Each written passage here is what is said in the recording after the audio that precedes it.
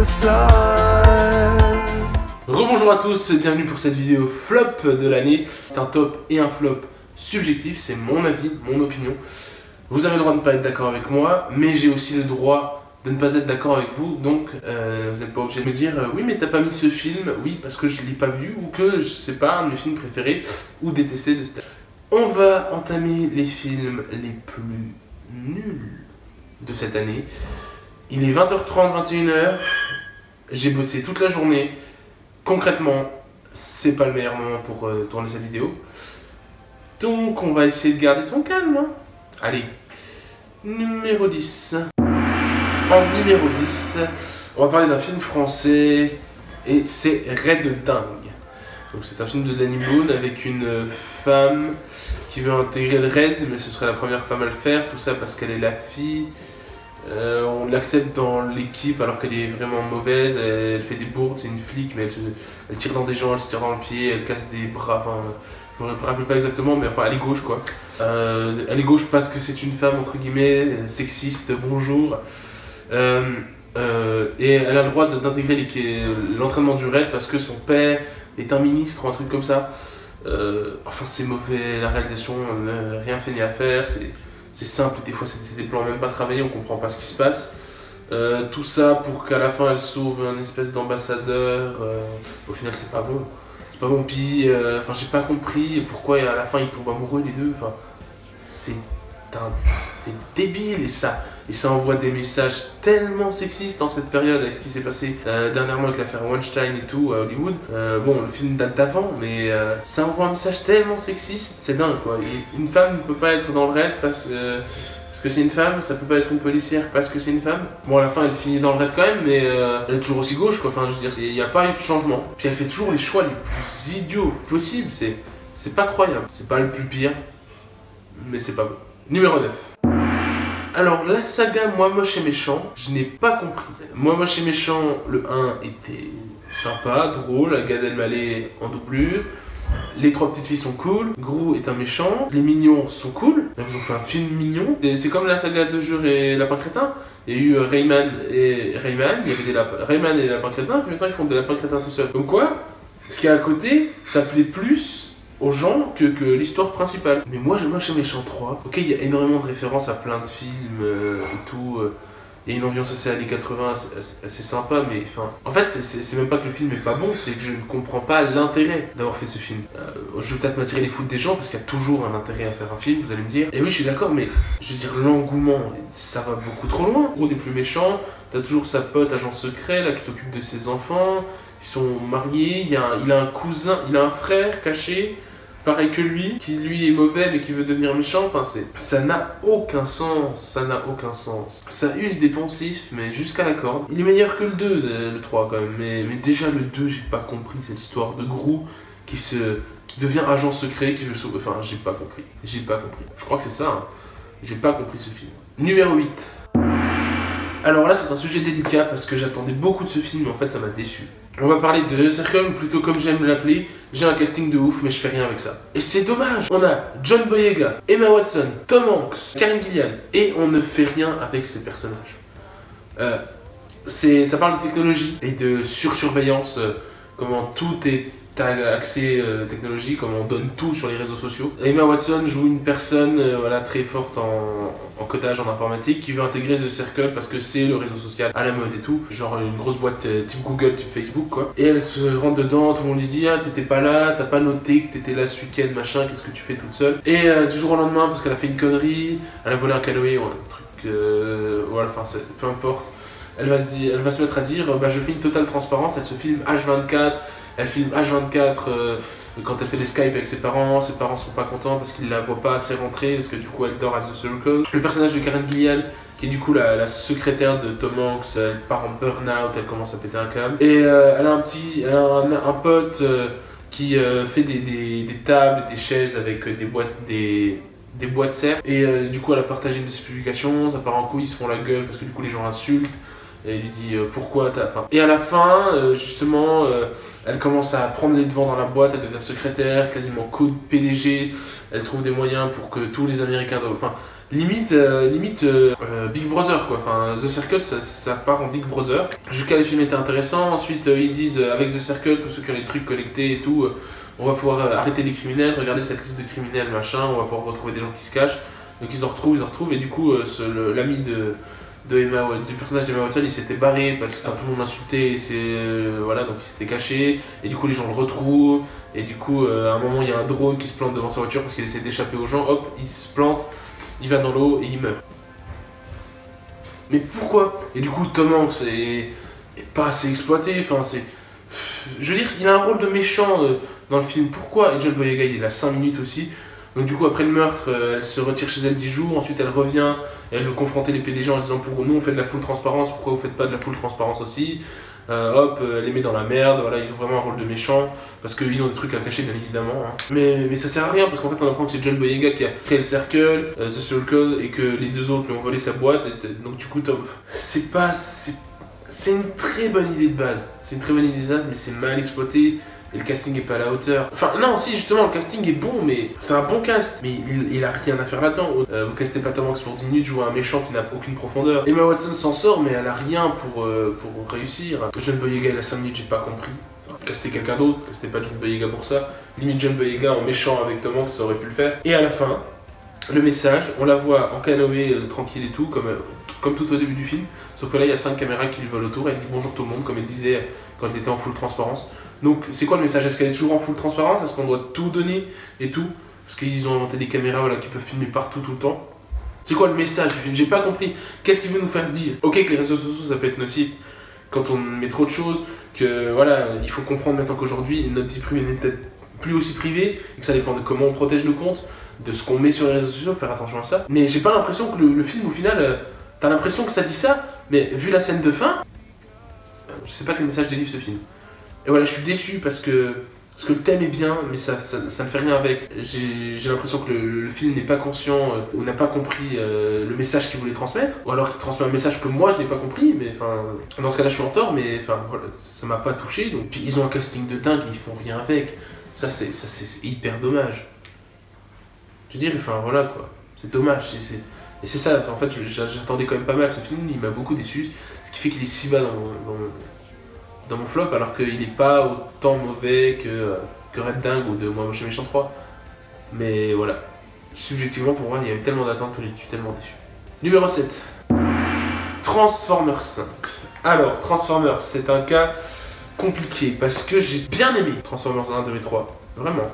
Je trouve que Michael Bay, il fait des explosions, mais il y a des choses qui se tiennent et j'ai l'impression qu'il fait des films parce que ça lui plaît, vraiment. Et le 4, j'ai trouvé ça génial. J'ai trouvé ça génial, le 4, les Dinobots, c'était déjà... on avait déjà teasé ça dans d'autres films. Ils ont réussi à refaire la matière de Transformers pour créer leur propre Transformers. Megatron qui revient toujours, mais il meurt jamais lui. Et donc là, le 4, ils changent, ils remettent Mark Wahlberg. Alors en vrai, je trouve que c'est un très très bon acteur, surtout dans ce genre de film. Donc j'avais adoré le 4. Et quand j'ai vu la bande-annonce du 5, je me suis dit ça tourne autour des chevaliers, la table ronde, Merlin, Arthur, c'était génial. J'étais hypé de ouf. C'était trop bien. Dans une sorte de monde apocalyptique avec des déserts de Transformers, les Transformers qui sont chassés, un peu comme dans le 4, mais beaucoup plus extrême, il n'y en a plus beaucoup. Optimus s'est caché, c'est génial, Voilà, il n'y a plus de Transformers, Optimus il se retrouve méchant, enfin, ça partait trop bien. Les 30 premières minutes, c'est génial, t'as le petit flashback avec Merlin, t'apprends que le bâton c'était un truc de Transformers avec les Transformers originels et tout. T'as Anthony Hopkins dans le film, je ne sais pas ce qu'il fout là. Et après 30 minutes, quand t'as passé cette espèce de road movie dans des déserts américains et tout, tu vois Mark Wahlberg avec sa petite équipe qui essaye de sauver les Transformers, qui essaye de se cacher de l'armée parce que avec ce qui s'est passé dans le 4 et tout. Et après, ça part en gloubi-boulga, ça ramène des vaisseaux, Optimus qui... Tu comprends pas pourquoi il bute pas la meuf tout de suite, c'est sa créatrice apparemment. Il devient méchant, il essaie de buter Bumblebee qui revient, qu'on avait perdu. J'ai pas compris. Je me rappelle tellement... Ah si, je me rappelle quasiment pas de la fin, en fait ils doivent sauter dans un truc et éliminer la créatrice, c'est ça? Ils essayent de terraformer Cybertron. Mais t'as 30 minutes dans le film, tu les sauves. Ces 30 minutes là, elles sont géniales. Mais pourquoi vous avez pas fait 2 heures de film comme ça? Avec une baston épique de 15 minutes à la fin? Pourquoi vous avez pas fait ça, où on recherche tous les Transformers un par un et tout, au lieu de repartir encore sur une terraformation de Cybertron quoi? Il y a tellement mieux à faire. c'est dommage, voilà. J'ai rien d'autre à dire. La réalisation est sympa au début, après ça part en CGI et explosion tout le temps, mais alors que les explosions du 2 et du 3 étaient travaillées, du 1 et du 3 étaient travaillées parce que le bof, mais même le 4, mais alors là c'est pas travaillé du tout, et puis ils sont tellement mieux ces plans de drone où tu vois la voiture avancer dans cette espèce de désert de voitures complètement défoncé. C'est génial, ce plan est ouf, sur le coucher de soleil et tout, ça c'est magnifique. Pourquoi il sait travailler ses plans Michael Bay, alors pourquoi il nous a fait ça? Enfin voilà pour Transformers 5. Je suis malade. Je prends un coup parce que sinon je vais me péter la voix.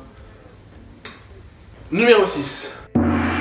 Kong. C'est particulier parce qu'on l'avait bien aimé à la sortie de la salle. C'était sympa sans plus quoi. Alors on s'est dit, on voulait vous faire une critique en vous disant faut y aller juste pour le décor en fait. La photographie est magnifique avec ses couches d'orange, de vert, de jaune, c'était trop beau. Mais après je l'ai revu et en fait non, vous pouvez pas aller payer une place de cinéma juste pour voir de la photographie. Tu tapes les affiches sur internet, tu tapes Kong scène du film et tu les regardes chez toi. Ce film est vide. Tout ça pour amener un King Kong contre Godzilla. Il y a des faux raccords partout. Kong des fois il est plus grand qu'une montagne, des fois il fait la taille. Ses mains tu comprends pas, elles sont aussi grandes que lui. Ses traces de mains. J'adore, comment il s'appelle? Celui qui joue Loki, Tom Hiddleston. J'adore Tom Hiddleston, mais alors là, il n'y en a aucun qui sauve l'autre dans ce film-là. Samuel L. Jackson, en colonel militaire complètement qui sait pas faire autre chose que la guerre et qui veut buter Kong, mais à un point, ça va jusqu'à de la folie à la fin. Il est pas crédible du tout. Le film Kong aurait été bien, ça aurait rattrapé Godzilla. Je me suis dit ok pourquoi pas, ils vont peut-être nous faire quelque chose de bien, mais alors non. Puis c'est pour nous introduire d'autres monstres comme l'hydre à 3 têtes et des choses comme ça, non c'est pas la peine. Numéro 5. Alors Power Rangers. J'ai une relation assez complexe avec Power Rangers, parce que je l'ai pas découvert à la première série. J'ai commencé ça quand j'étais jeune sur Gulli ou Kanaji, enfin, je sais plus, avec Power Rangers Samurai. Mais en fait déjà j'ai l'idée d'en faire un film, j'avais pas compris la base, et pour voir ce qu'ils en font quoi. C'est vraiment une sorte de Breakfast Club, ils se retrouvent tous en col, c'est des clichés, l'autiste black, la lesbienne, ils amènent ça, mais ils amènent ça. Regardez, on a un personnage homosexuel dans notre film, non mais c'est nul à chier. Amenez-le plus subtilement, ou limite on s'en fiche. C'est une lesbienne, on s'en fiche, pourquoi vous en parlez comme ça? Ok, elle est gay, mais enfin, vous n'êtes pas obligé d'appuyer là-dessus. Je veux dire, c'est devenu normal. C'est devenu accepté, parce que c'est toujours été normal. Non, mais c'est ça, enfin je veux dire, avant on n'acceptait pas, on trouvait ça pas normal d'avoir des personnages homosexuels dans des films. Maintenant, il n'y en a pas dans tous les films, mais je veux dire, quand il y en a un, le but du jeu c'est pas l'appuyer. En quoi c'est un trait de caractère, un caractère de personnage d'être homosexuel? Ça n'a jamais été un caractère de personnage d'être hétérosexuel. Pourquoi est-ce qu'on en fait un caractère de personnage? Enfin, les films qui font ça m'énervent et Power Rangers le fait. Ensuite on a une starlette. Et là où dans Jumanji ça marche, parce que ces clichés sont remis en question quand ils entrent dans le jeu, là ça marche pas parce que c'est les mêmes tout au long du film. Donc j'ai dit l'autiste, la lesbienne, la starlette, le quarterback qui fait des conneries mais qui est intelligent. Ça, on a déjà vu ça dans Glee, quoi. On a déjà vu ça dans tellement de teen movies. Et un isolé qui de plus est asiatique. Est-ce qu'il y a un message caché? Je sais pas. Mais c'est limite lui le plus travaillé parce qu'il doit s'occuper de sa mère qui est malade. Donc là il y a un développement de personnage intéressant. Et ils sont là pendant tout le film à discuter. Et pour avoir 15 minutes de baston, ils se transforment à la fin avec un montage de Megazord de merde. Combat nul à chier. Tout ça pour nous teaser Billy à la fin, toute fin, quand ils se retrouvent en col de nouveau. Billy, c'est le Power Rangers vert. Appelez pas ça Power Rangers. Ou appelez ça Power Rangers et expliquez-nous les origines en 20 minutes. Plus Bryan Cranston qui est là pour parler 2 minutes. Inutile, à souhait. Enfin, tu es les Power Rangers rouges, tu dois l'idée ton équipe. Ok, ça marche en dessin animé. Ça marche en série télé, kitsch et tout. Mais il fallait... Ils ont essayé de maturiser le truc. Et ils ont essayé, mais c'est très mal fait. Et il n'y a pas d'idée derrière. Je sais même pas qui est le réalisateur. Je m'en fiche. Je sais même pas qui sont les acteurs, je m'en fiche. Clairement. Par Bryan Cranston qui joue Zoltar, Zomor, je sais pas comment, je sais plus quoi. Je crois que c'est Zoltar, un truc comme ça. Je crois que c'est ça. Numéro 4. Thor 3. Ça vous étonne peut-être, mais c'est le meilleur des Thor hein, déjà. Tout le monde l'a acclamé parce que Taika Waititi a eu une vision et tout, mais il fait 80. Il n'y a pas de vision. Il fait 90% de ce que fait un film Marvel, tout, c'est pareil.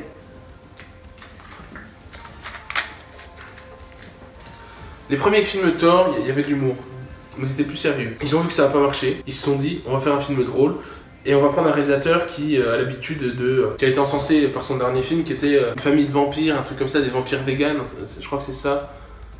Non, je sais plus comment il s'appelle, mais c'est sur des vampires. Et là, ils nous font la même. Alors, bien que les pop soient belles et que je vais sûrement prendre Hulk et Thor, et Loki, il n'y a rien dans ce film. C'est Power Rangers avec Thor, Hulk, Loki, Valkyrie et Jeff Goldblum. Je peux rien vous dire de plus. À la limite, le background avec Ella, c'est cool. Déesse de la mort, la grande sœur de Loki et Thor. Anthony Hopkins, il meurt en 30 secondes. T'as un caméo de Matt Damon qui... J'ai pas compris. Ça, par contre, c'est drôle, mais... Sinon, les plaques sont lourdes, c'est mal amené. Les designs sont cool, mais c'est des designs repensés à Gardiens de la Galaxie, on va pas se mentir. Taiki Waititi, il est venu, il s'est dit, allez, je vais toucher mon cachet. Je vais faire comme si c'était mon idée, je vais foutre des blagues partout comme ils font dans les Marvel. Je suis sûr, hein. Tout le monde dit, ouais, Taiki Waititi. Non, mais tout le monde est en train de l'encenser. Je suis sûr, le mec... Il vous a trollé les gars, j'en suis sûr, j'en suis sûr. Et quand tu fais le film que t'as fait avant, je sais, qui était génial, vraiment, c'était super sympa de loin être un chef-d'œuvre ou d'être dans un top et tout, mais j'ai passé un bon moment.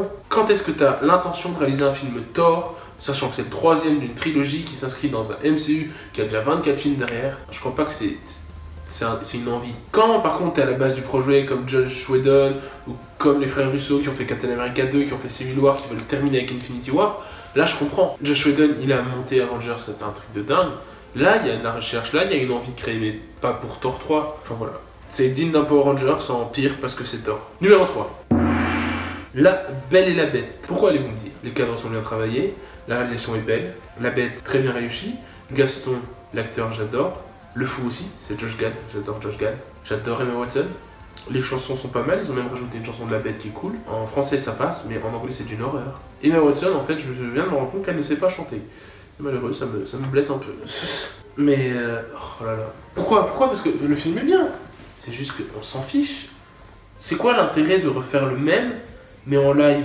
C'est comme Death Note. Tout le monde a gueulé parce que c'est pas pareil que le manga. Mais justement, on veut pas que ce soit pareil que le manga. Il est pas très bon le film non plus, il est sympa sans plus. Mais au moins ils ont tenté d'adapter. Là ils n'adaptent rien. Ils refont exactement la scène plan par plan avec une chanson de plus de la bête et un tour à Paris pour expliquer que la mère de Belle est morte de la peste. Tout ça pour ça. Les visuels sont bons mais ça sert à rien. Donc top 3 du flop. Parce que vous allez pas me dire qu'on a plus de créativité à ce point là. Quand on a des films comme La La Land, Baby Driver qui sortent, comme Logan qui sortent, comme Coco. Non. Vous allez pas me dire qu'il n'y a plus de créativité à Hollywood pour refaire des live action. Disney d'un côté, j'adore ce qu'ils font avec Star Wars. Je soutiens encore le MCU. On va voir ce que Black Panther et Infinity War donnent parce que je suis quand même hypé pour les deux. Par contre, faire des live action, les gars, s'il vous plaît. En plus, vous êtes en train de niquer toute concurrence. Vous avez racheté la Fox, vous avez racheté Lucasfilm. Il manque plus que la Warner et vous avez quasiment tout. Vous avez Sony aussi, quasiment. Et les gars, gardez un peu de concurrence, hein.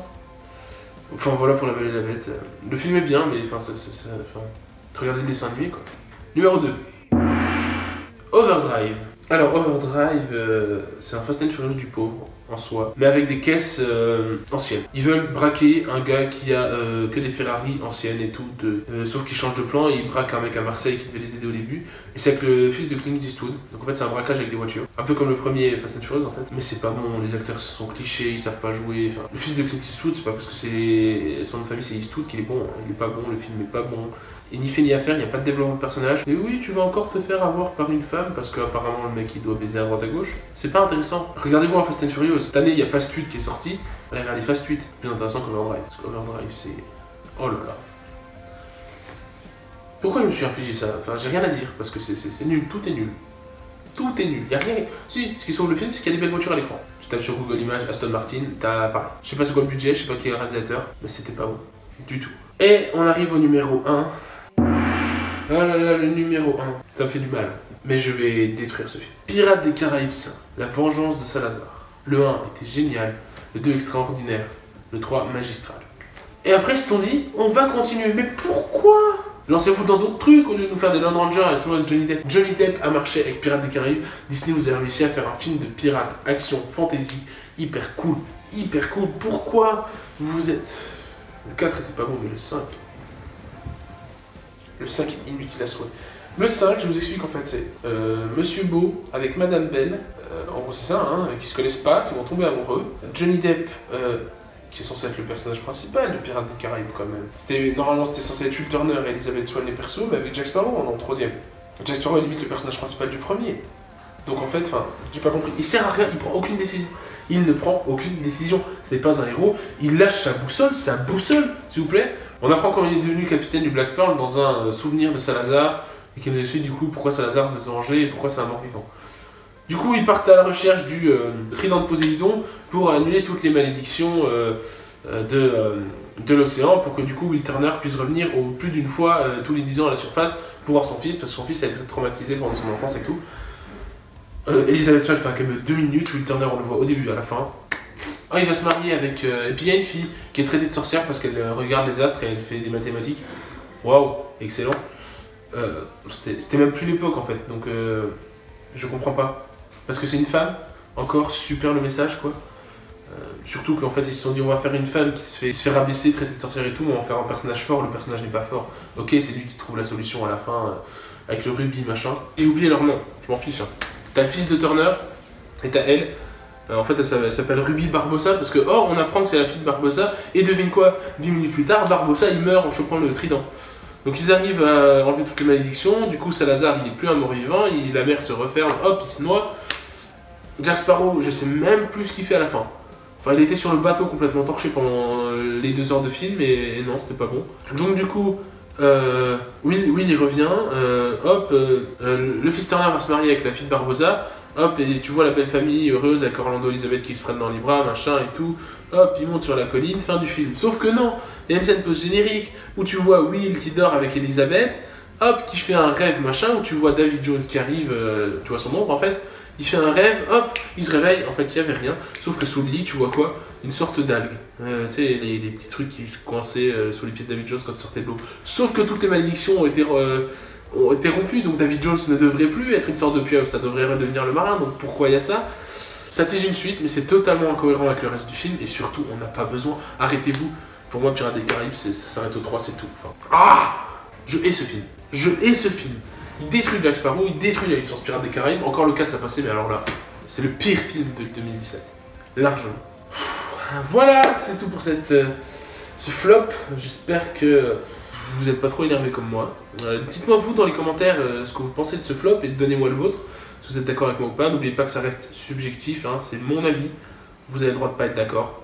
N'oubliez pas de lâcher un pouce bleu si ça vous a plu, de commenter la vidéo et de me dire du coup votre film le plus visité de 2017. Partagez la vidéo, ça nous aidera à nous faire connaître. On est 492, bientôt 500 sur la chaîne. Ce serait cool qu'on les atteigne avant 2018. Là je filme, on est le 28 décembre, ce serait super cool. On verra quand la vidéo sortira, parce que je la sortirai en janvier. Donc j'espère, on croise les doigts. Merci à tous d'avoir regardé cette vidéo, c'était Lucas Lunette. Finité, incantate.